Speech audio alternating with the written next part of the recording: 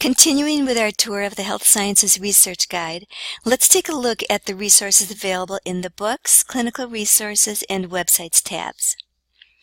Prior to conducting a search of the primary literature on a given topic, you'll probably need to collect some background information about it. Suppose you are interested in multi-drug resistant tuberculosis. Before you're able to synthesize the research literature, you might need a refresher on basic facts about the disease, such as its causes, symptoms, and usual treatments.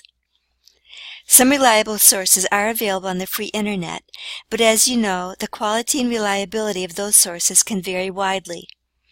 So to save time and effort, I would recommend that you begin with Dana Medical Library's electronic textbook collection and its full-text clinical resources. So let's start with finding a good ebook on microbiology. From the Books tab, click on the link for CatQuest, and then click on Advanced Search.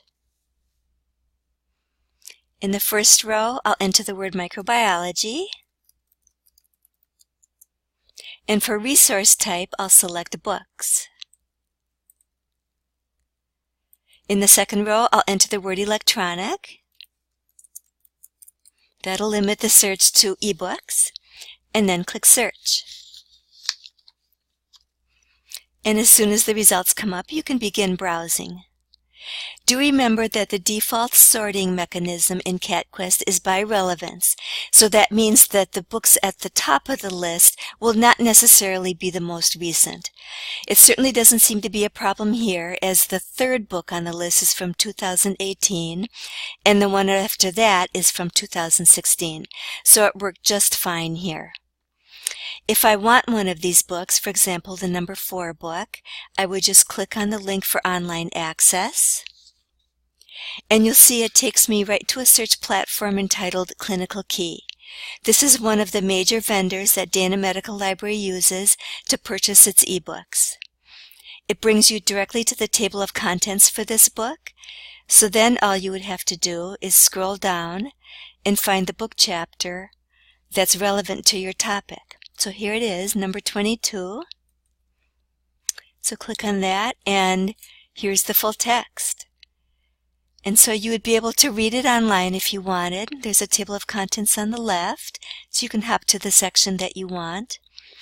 If you want to access and download the PDF, which is a great thing to be able to do, you would need to log on to your own account. So this is the one exception where you do need your own logon and password. But I think it would definitely be worth your effort, because then you'd be able to download that PDF and save it to your desktop. So this resource would definitely be considered appropriate for use in any academic paper or project. And because of the high cost of medical textbooks and the benefits of ebooks, nowadays Dana Medical Library often purchases the new editions of top textbooks only in electronic form. So now that you've got a good review of the microbiology, you might want some clinical information about the disease itself. So let's go back to the Health Sciences Research Guide and click on the Clinical Resources tab. Here you will see there are 5 resources listed in the box on the left. The top 2 we use mostly only for ebooks, and the bottom 3 are full-text clinical resources. Let's take a look at UpToDate. When you open UpToDate, you'll see that the interface is very sparse, kind of Google-like, and there is no advanced search mechanism. With UpToDate, it seems to work best if you search on a rather general term and let it help you. So I'm going to just enter tuberculosis, and UpToDate will helpfully offer me a number of chapters from this very, very large and very current ebook. They are relevancy ranked, and there's no way to change that, so you really just browse the list and pick one that you would like to look at more closely. So here I am looking at tuberculosis, natural history, microbiology, and pathogenesis. From the scroll bar on the right, you can see that this is quite lengthy. It is authored by real people, The literature review is current through July 2018, which is just a month ago, and it was last updated in late January. You can see in the text there are links for other up-to-date topic reviews that you can hop to at will. And it is also very heavily referenced. And each of these references are linked. And when you click on those links, they will open a window with the Medline citation and abstract. And if it's a journal article, there will be links to bring up the actual article. Or you can click on UVM PubMed. And I like to do that because then it opens a brand new PubMed session. And here I have all the functionality of PubMed if I wanted it. At this point, I would probably just take a look at this article and any similar articles through the box on the right. Then going back to UpToDate, I would just like to show you how long these typically are.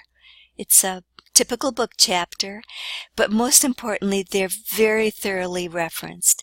The vast majority of these are going to be recent journal articles, and so this particular one has 161 references, and most of these you would be able to access through PubMed.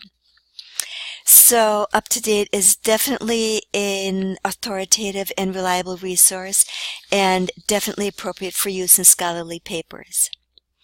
So then let's just quickly go back to the Health Sciences Research Guide and take a look at the Websites tab.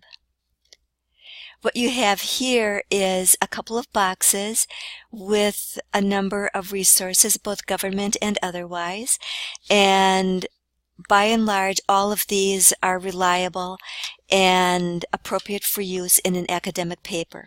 We'll be talking much more about the evaluation of websites in next week's module, but for now, you can just know that these are considered to be high-quality resources.